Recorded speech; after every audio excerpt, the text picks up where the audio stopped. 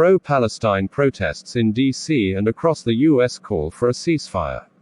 As Israel continues its fourth week of intense bombardment of the besieged Gaza Strip, huge crowds of protesters have gathered to call for a ceasefire in Washington, D.C. as well as in other capital cities around the globe.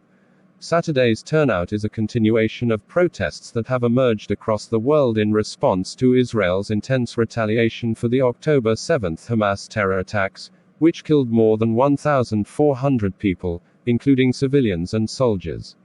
The non-stop Israeli bombardment has killed almost 10,000 people in Gaza, many of them civilians and a large portion of them children. Israeli airstrikes have targeted hospitals, schools, refugee camps, and ambulances, sparking outrage from the international community and warnings from rights groups that the strikes may constitute war crimes. A livestream showed crowds almost filling Freedom Plaza, located nearby the National Mall and White House. Organizers said that they expected tens of thousands to attend. The protests are a testament of just how much more support has grown around the Palestinian solidarity movement and that people really want to see change come, said Iman Abid-Thompson, director of advocacy at the U.S. Campaign for Palestinian Rights, one of the groups organizing the Washington, D.C. protest, in an interview. "This has now become a choice of morality," she went on. "And I think you either choose to speak up and support the Palestinians or you choose to support a genocide."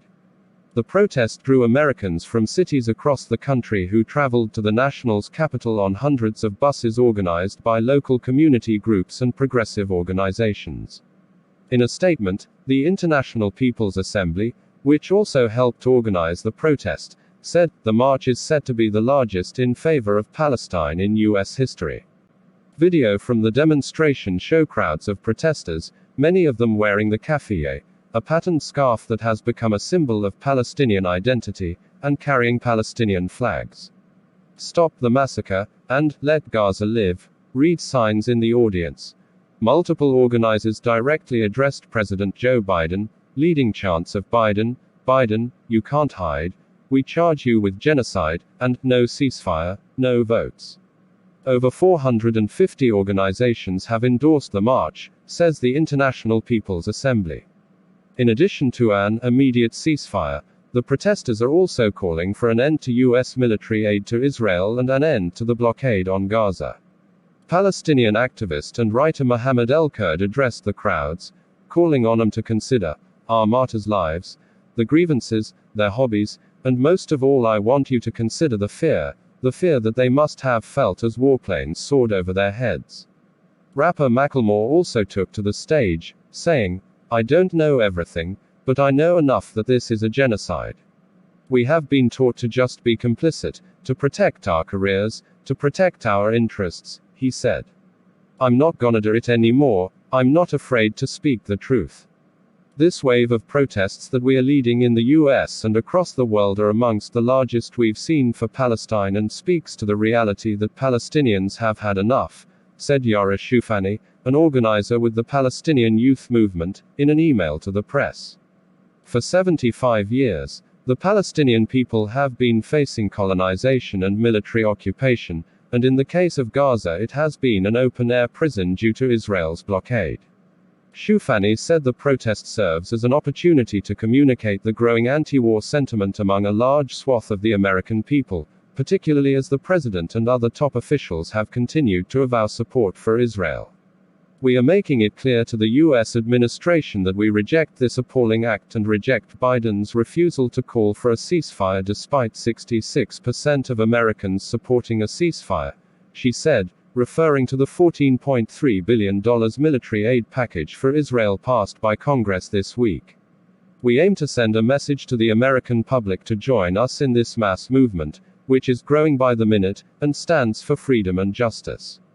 And lastly, we aim to send a message to our people in Gaza that they are not alone, that we will not sit idly by while our government funds their genocide," she added.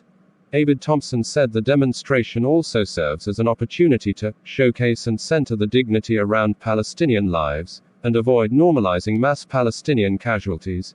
Israeli authorities have rebuffed calls for a ceasefire, saying no ceasefire would be possible until all hostages are freed.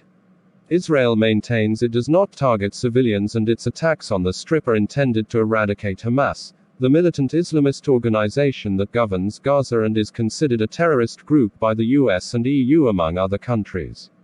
In addition to Washington, D.C., pro-Palestinian protesters are also marching in other major cities across the world Saturday to demand a ceasefire. Thousands of people gathered at London's Trafalgar Square for the city's third consecutive weekend rally, carrying Palestinian flags and banners bearing the phrases, "Ceasefire now," and "Stop bombing children." The Met Police estimated a turnout of 100,000 for the first Solidarity March. 40,000 people packed into Trafalgar Square today to stand with Palestine and demand a #ceasefire now.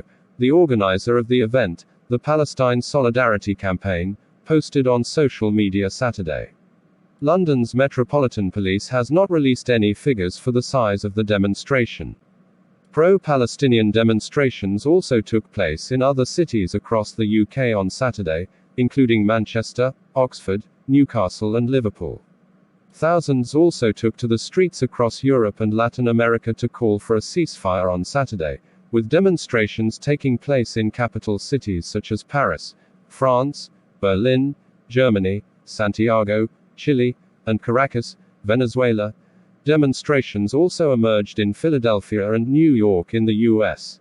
U.S. officials have warned the Israelis' uproar over the massive scale of civilian casualties has grown and may make it impossible for the IDF to carry out its stated objectives, as reported earlier.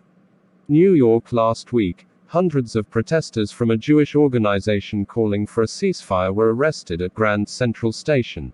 And on Friday, protesters at the port of Oakland attempted to delay a military ship reportedly transporting military aid to Israel.